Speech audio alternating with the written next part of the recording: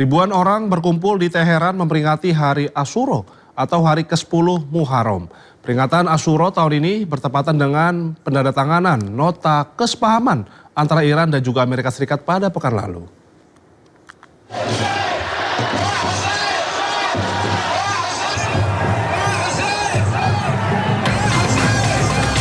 Ribuan warga Teheran mengenakan pakaian hitam berkumpul di tengah kota Teheran, Iran.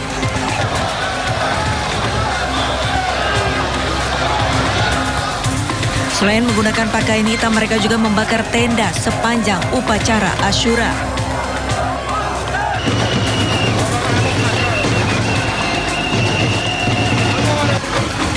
Mereka memperingati Hari Asyura, di mana perayaan ini merupakan perayaan keagamaan penting bagi umat Muslim Syiah.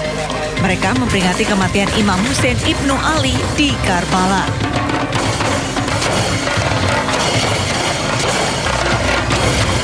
Peringatan Asyura tahun ini bertepatan dengan penandatanganan nota kesepahaman antara Iran dan Amerika Serikat pekan lalu, serta dimulainya pembicaraan di Swiss yang bertujuan untuk mencapai kesepakatan akhir.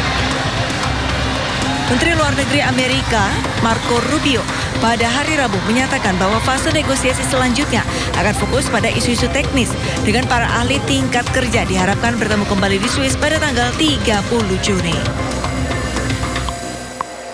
Gempa hebat di Venezuela pada Rabu silam menewaskan sebanyak 589 orang. Hingga kini sejumlah mayat masih tergeletak di jalanan akibat besarnya kehancuran dampak gempa.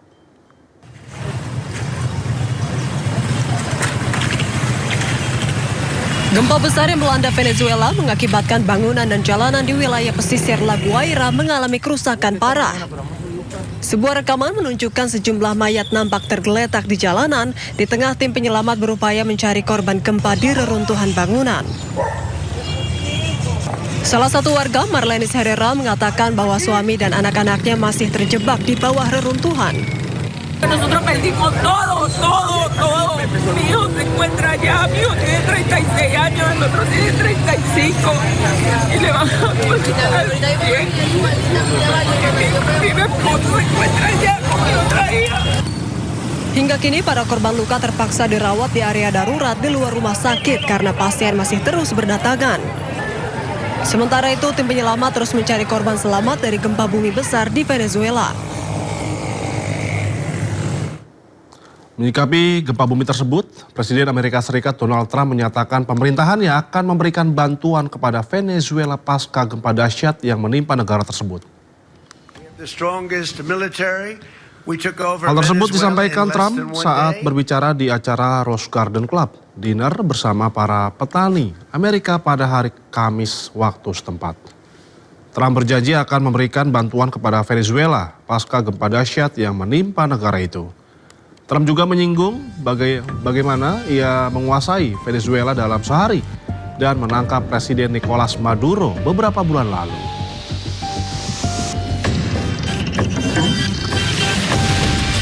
We have the strongest military. We took over Venezuela in less than 1 day. And the oil is flowing, and we're getting along with them great. We're going to, by the way, help them with their they had a tremendous earthquake last night that you read about, massive in Caracas. Sebelumnya PLT Presiden Venezuela, Delcy Rodriguez, mengumumkan keadaan darurat setelah 2 gempa bumi dahsyat dan lebih dari 20 gempa susulan mengguncang negaranya. Delcy mengatakan Bandara Internasional Maiquetía yang terletak di dekat Caracas ditutup menyusul kerusakan serius pada infrastrukturnya.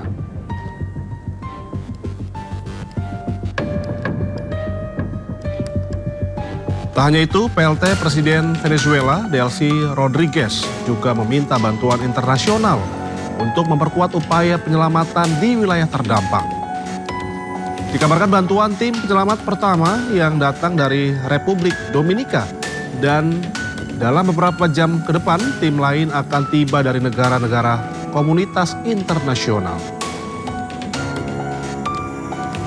En Macuto, en el estado de La Guaira, acompañando a nuestro pueblo en la búsqueda y para el rescate de personas que fueron tapiadas por estructuras y edificios que colapsaron producto del terremoto, el doble terremoto que tuvimos el día de ayer. estamos acompañando a la familia, extendemos nuestra solidaridad y esperamos recuperar la mayor cantidad de personas con vida. Hemos solicitado ayuda internacional, ya está por aterrizar los primeros rescatistas que llegan de República Dominicana y en las próximas horas llegarán del resto de los países y de la comunidad internacional. Nuestros mejores deseos, toda la esperanza y todas las oraciones puestas por la vida de los venezolanos. Kita ke informasi lainnya pemirsa, lagi-lagi Israel melanggar gencatan senjata. Israel terus membombardir Libanon Selatan. Israel pun beralasan serangan menyasar pada pusat komando Hizbullah. Ledakan besar terjadi di wilayah selatan Libanon. Ledakan berasal dari kawasan padat penduduk. Menurut media di Libanon, ledakan ini adalah bagian dari serangan Israel ke sejumlah wilayah Libanon Selatan pada Kamis malam. Jet tempur Israel menyerang sejumlah kota di Libanon Selatan. Israel lagi-lagi beralasan serangan menyasar pusat komando, fasilitas peluncuran roket dan infrastruktur militer Hizbullah.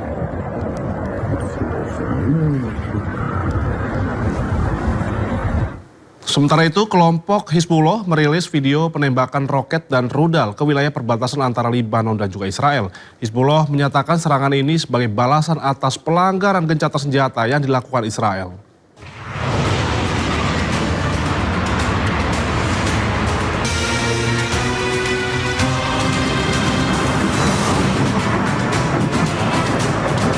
Hizbullah terus menyerang balik Israel. Sejumlah roket hingga rudal diluncurkan ke sejumlah titik Israel yang berbatasan dengan selatan Lebanon. Video berdurasi 2 menit ini dibagikan melalui saluran resmi Hizbullah. Hizbullah beralasan serangan ini menargetkan posisi pasukan Israel yang berada di wilayah pendudukan di selatan Lebanon. Rudal-rudal dengan gambar petinggi Hizbullah ini diluncurkan sebagai operasi balasan atas pelanggaran gencatan senjata yang dilakukan Israel. Sementara itu, Israel mengklaim telah mencegah sebagian besar roket yang diluncurkan dari Lebanon. Hingga kini, konflik di perbatasan Lebanon-Israel masih berlangsung dalam intensitas rendah. Kedua pihak kerap melanggar gencatan senjata yang seharusnya masih berlaku. Pasca kesepakatan dengan Amerika, Selat Hormuz kini kembali terbuka. Banyak kapal dan tanker terus bergerak melalui jalur perairan strategis ini. Namun Selat Hormuz kini tak sama lagi. Iran dan Oman akan kenakan tarif untuk kapal. Pada hari Kamis waktu setempat, Angkatan Laut Korps Garda Revolusi Iran menjelaskan bahwa kapal hanya dapat melewati rute yang diumumkan oleh Teheran dengan aman. Mereka memperingatkan bahwa rute baru apapun yang diumumkan oleh pihak lain tanpa pemberitahuan atau koordinasi dari Iran adalah tidak dapat diterima dan sangat berbahaya. Awal pekan ini Iran dan Oman mengeluarkan pernyataan bersama yang menyatakan bahwa mereka akan menjajaki kemungkinan biaya di masa mendatang untuk pengelolaan lalu lintas maritim sebagai imbalan atas layanan yang telah diberikan. Kepala negosiator Iran, Muhammad Bagher Ghalibaf, mengatakan bahwa selat tersebut tidak akan pernah kembali ke kondisi sebelum perang. Amerika Serikat mengklaim bahwa harga minyak turun drastis, sementara harga saham Amerika melonjak tinggi, melebihi rekor yang sudah ada sebelumnya. Hal ini dikarenakan kesepakatan Amerika Serikat dan juga Iran yang ditandatangani pada pekan lalu.